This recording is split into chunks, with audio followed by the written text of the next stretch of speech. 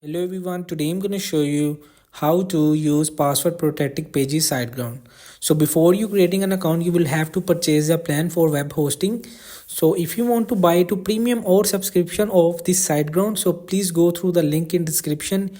You will get a referral code from me. So after creating your account, so here you will see the method 2 is password protect a page from site tools security protected URLs. So number 1, log into your site tools dashboard. Number 2, navigate to the security from the left hand menu and then select protected URLs.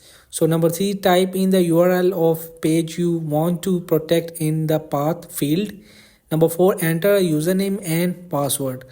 And then 5, click protect to save your changes and your password will be protected in SiteGround. So hope this video help you. Please don't forget to like and subscribe and get notified for more videos.